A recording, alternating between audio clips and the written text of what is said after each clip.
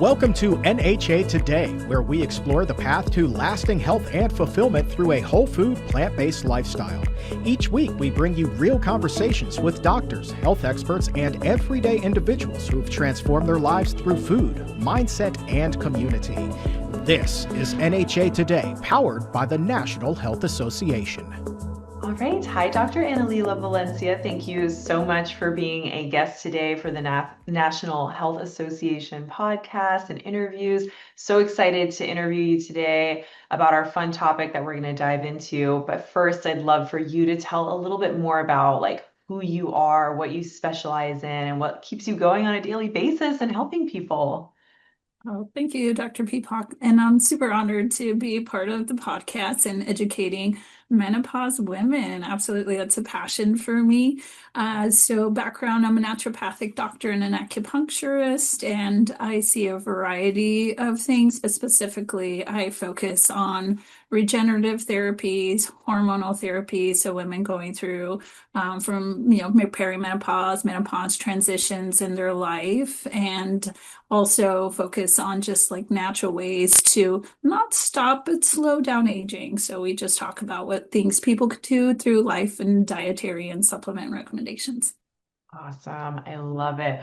Well, for those individuals listening too, Dr. Valencia and we met at True North Health Center, so a world-renowned water fasting treatment facility. So we go way back and just, met each other there. And, with the similarities with loving plant-based nutrition and everything holistic health, couldn't think of a better person to bring on the podcast. So I was so excited to interview you about menopause. So what particularly is important surrounding protein with menopause? Why is that something that women want to really be considering as they're entering this stage, and the benefits of it in terms of the stages of hormone fluctuations and symptoms that they might be going through? Yeah, absolutely. Super important. And I think the first two people that I came across with was Dr. Longo and Stacy Sims. Dr. Longo, he was discussing about just longevity. And one thing that caught my attention was he said that with his research studies, he noticed that when somebody was 65 and older, that they should increase a little bit more protein, that they saw better outcomes when somebody did that. And then Stacy Sims, she discussed about specifically how women's physiology is so much more different than men, and how we shouldn't be making recommendations across for men and women. It should be specific for women, especially during this transition. And with menopause, what happens is your hormones that were very protective for us are being reduced. So that affects many parts of our bodies. One of them is our bones and our muscle mass. So when you're going through menopause, the estrogen is very protective and it's no longer there. So it causes sarcopenia, which is a reduction of muscle mass and also reduction of strength and even physical performance too. That's what you'll notice just from the drop of estrogen. So one thing you could try to help with that is increasing your protein. And that's why it's super important as women, like perimenopause, menopause women, to increase their protein intake. And it's important because sarcopenia, it causes, it includes falls, fracture, it reduces your mobility and increases your risk of mortality. So as women, I think those are things we could easily address, and it can be prevented by dietary. And I know we'll discuss a little bit about exercise too. Amazing. Yeah, I think that this is such an important topic to be discussing, because I think, I think in any type of dietary way of eating, but especially within plant-based, I think it's so important. We talk so much about the importance of diversity and getting all those different beautiful plant-rich foods filled with phytochemicals and all these things. But I think sometimes we tend to forget about the importance of some of these macronutrients, like protein intake, especially if somebody's a little more active, or also maybe a little bit, increasing a little bit of fat intake too, because we need some of those healthy fats. And so that's why I think this conversation is so important to be had, and would really love to dive into then what are the protein requirements then in terms of like how much protein would you say that somebody going through menopause like might typically need per day to help sustain like through these different bodily changes that they're experiencing? Yeah, and at least research-wise, if you're going through menopause, but if you're not active, they're saying about 1 to 1.2 grams of protein per kilogram per day for you. And if you tend to be more active during your menopause period, that would be between 1.2 to 1.6 grams per kilograms of protein per kilograms per body weight per day. So those are so roughly with like people are like, what does that mean? And so it could be between, as low as like, I tell people between 25 grams to 30 grams per meal of protein a day. And that's the hard part because I think a lot of, especially in the morning, they're like, well, how can I get like so much protein in the morning? And that's where you're like, okay, let's look at some of the, some protein rich foods and or even incorporating some protein powders too would be another way you could consider it. I love it. And so on that topic then of like protein requirements, what specific foods in a plant-based diet are high enough in protein or maybe even specific amino acids that you and I know we're chatting about a little bit earlier off air about that might be helping in reducing some of the symptoms as well, like hot flashes or other things that are associated as well with menopause. So what foods can people maybe be focusing on to incorporate to get in that like 20, 25, 30 grams of protein per meal?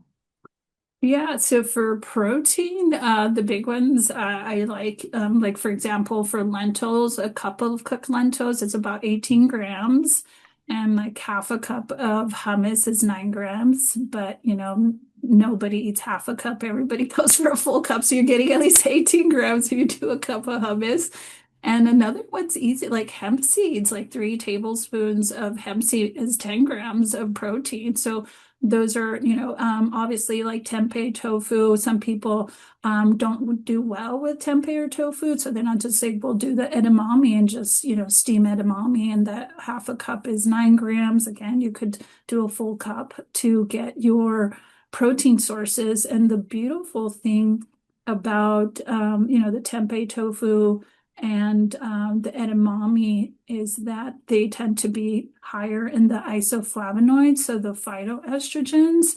And there has been research that if you do between 30 to 60 milligrams per day of the isoflavonoids, it can reduce hot flashes. So somebody that's like, hey, I don't want to do hormones and my hot flashes are pretty mild, maybe a little moderate, they're not keeping me up too much. Those roles like, well, let's try to do plant-based, and that's where I'll have them do, like half a cup of tempeh or tofu or a half a cup of edamame, and that puts them into like that 30 milligrams.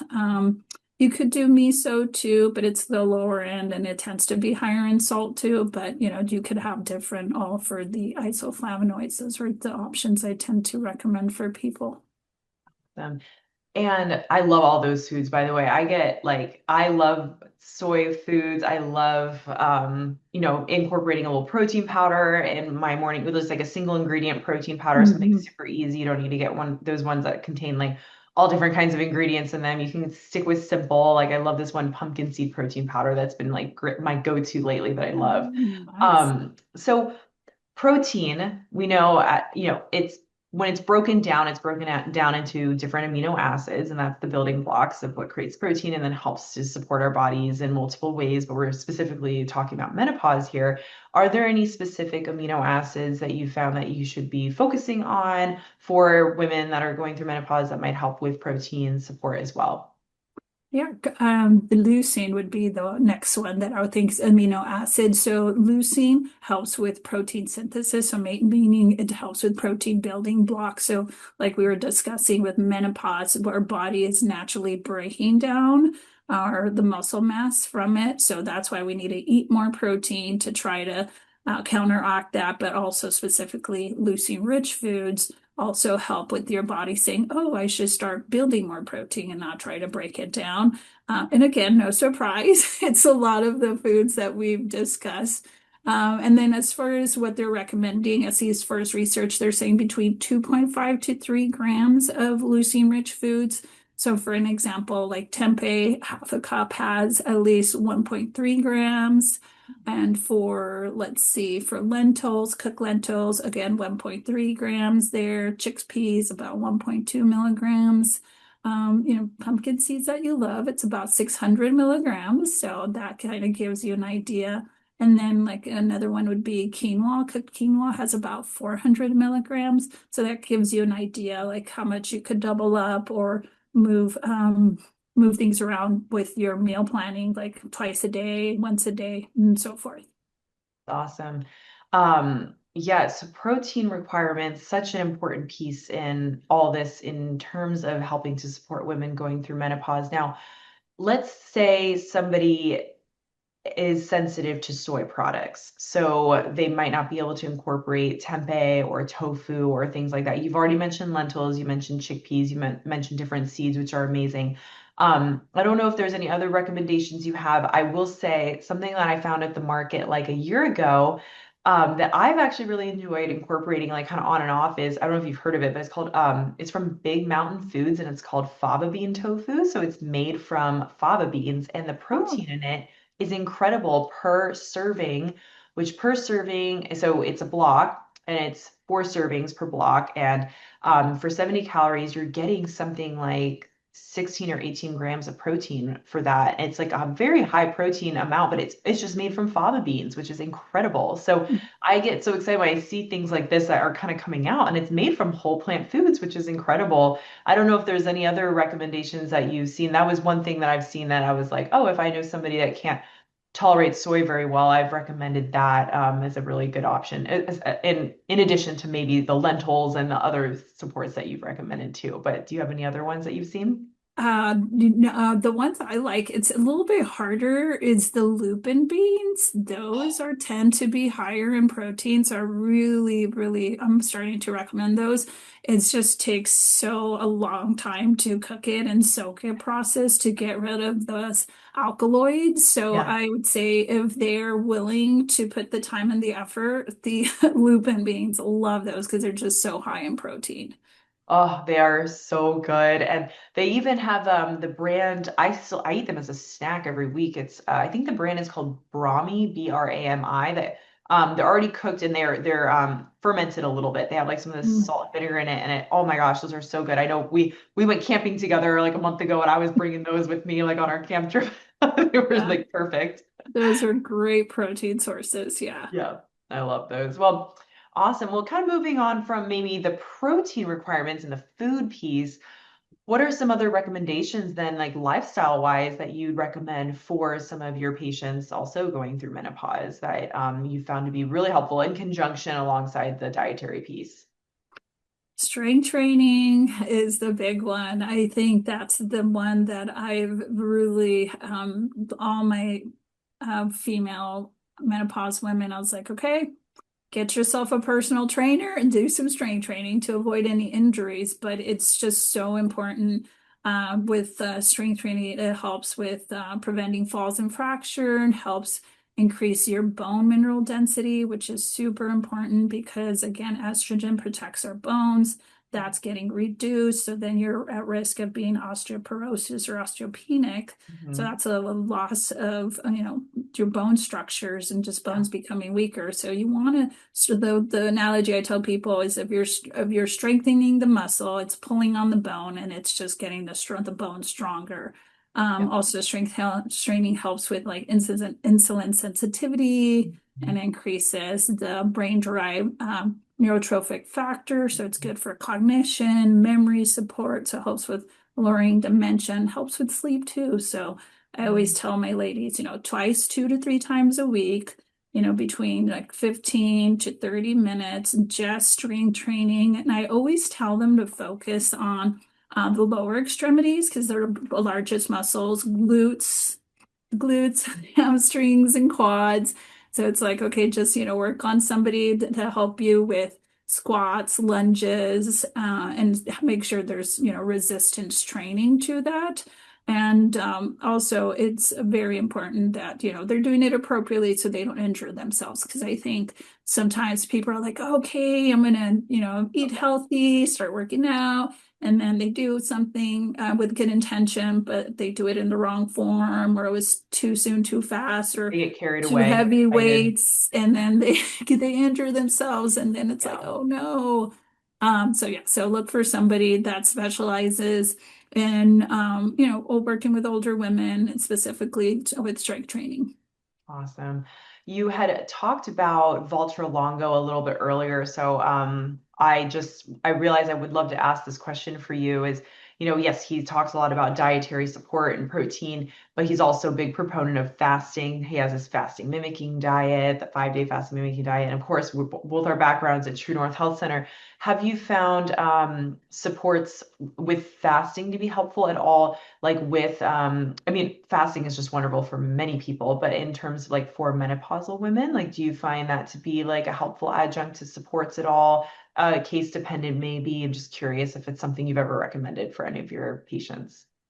So I have actually, I've been having people do a Dr. Longo's 5-minute fasting, like perimenopause, menopause, especially when they're like, hey, I'm going through some changes. I was like, okay, let's reset. I look at fasting as a great reset of metabolic and just Yeah. functions for the body. And it's interesting because for the most part, at least when we worked at True North, we saw so much improvement. It's so amazing. Like with hormone regulation, blood sugars, high blood pressure, so forth. So for now with fasting, I've done it enough and seen people where and came from Stacy Sims' work, where Mhm. she says women tend to be more resilient during the first phase of their menstrual cycle. So that means that, they could work out, they could do, environmental stressors and handle things better than versus later. And I think when I recall in True North, some people, when they were fasting and they would get their period, they would just be so more exhausted and other Mhm. things. So I was like, oh, interesting. So it's kind of putting it together. So now I tell people, okay, when you're doing your fast, do your fast, the first part of your menstrual cycle before your period, and then there's tends to be more resilience that I'm seeing Yeah. versus if they're doing it around their period or after it, they tend to be like more tired, and it just kind of Yeah. it's like very it's like a prolonged like marathon effort to fast. Yeah, yeah, yeah. It's like when it should be a nice reset, and then you're just like, oh Yeah. gosh, what is this you're recommending for me? I feel terrible. Yeah. Yeah. I've got enough feedback where people are like, oh, this is amazing. And then others are just like, oh my gosh. And it was interesting, Yeah. like correlating around the period time. So well, obviously when you're menopause, you're not having a cycle. So Hmm. you're not sure when that is. So I usually, which I'm starting to say, it's like, okay, is there a time like in the month where you feel that you're going to be less stressed with, family, things to do where you could Yeah. just really relax and do the fast. And I just tell them to pick that time. Awesome. Okay, that's great. Thanks for sharing some insight into fasting with menopause. That's really interesting and awesome to hear. So, well, I'd love to, leave it to you to share any last minute words of wisdom that you have for the people listening regarding like protein, lifestyle supports, anything related to menopause or anything else in general, and then where people can also find you. Oh, great. Yeah. So I like to say menopause isn't like a decline. I think that's what society makes us think, but it's more of a recalibration and thinking process of like, where am I at now? And how do I want to move my body? What are the right foods that I want to have? So the next chapter of my life, what do I want to be, thriving? And how do I want to see myself? Like I always tell Yeah. people, do you want to be the person barely not being able to tie their shoes, or you're able to, go for walks, enjoy the grandkids. So that means that's what menopause is. Like it's a halt, like saying, hey, you have these hormones that are no longer, going to, or they're less, so that's going to change how you're feeling. What are you going to do now to try to keep yourself being as healthy as you can during the next, couple of years that you have, or many years, I should say. I love that. I love that. It's just another transition into another phase of our life. It's not a decline. If anything, I've seen people that really focus on taking care of themselves with, like you're mentioning, like the strength training, the, forest bathing or meditation, or focusing on like good whole plant-based foods and good nutrition. Like you tend to almost continue to just thrive more as life goes on. And it's just Mhm. because it's labeled as this phase that we go through. It's just another part of life, and we can do things to continue to support that, like we've done through all these other phases of our life too. So I really like that you drove that point home, because I think that's really important. Yeah, absolutely. Well, where can people find you, Dr. Valencia, if they would like to work with you? Oh, yes, they can find me at drannalilavalencia.com. Perfect. Well, thank you so much for being a guest today. This was so fun chatting with you. You're a wealth of knowledge surrounding all of this information and more. So definitely take a look at Dr. Valencia's website. She is incredible, has so much incredible resources and things that you specialize in, like including acupuncture and other things too, that you're absolutely fantastic at. So definitely check her out. Thanks again for being a guest. It was so fun chatting with you. Thank you, Dr. Beacock.